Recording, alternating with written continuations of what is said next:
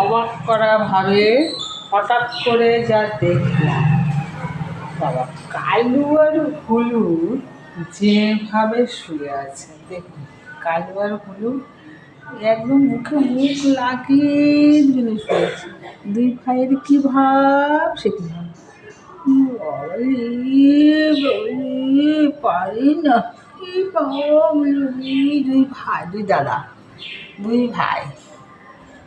ও কালুয়া আর ভুলুয়া দুজনে কি ঢোমাসি করে বসে আছে, বাবারে, তাই না, তাই না।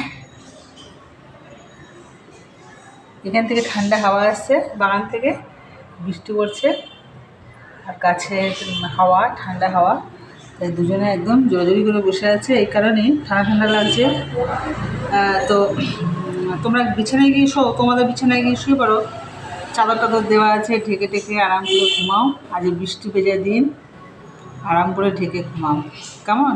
খাওয়া দাওয়া হয়ে গেছে, লোটা মাছ খেয়েছে, বিকি খেয়েছে, ক্যাটফুড খেয়েছে, আর ও সন্ধুটা কালকে রাতে খেয়েছে না, আজকে কিছু খায়নি।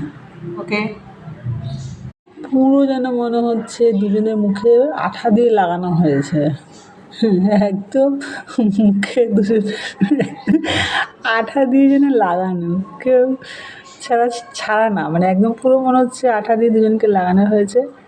তো এখন হচ্ছে কথা, দুজনের যে এত সুন্দর রিলেশন, এটা খুব ভালো লাগছে দেখে। দুই ভাইয়ের যে এত সুন্দর ভাব, এত সুন্দর সম্পর্ক দেখে সত্যি শেখার বিষয় আছে, শিক্ষণীয় বিষয়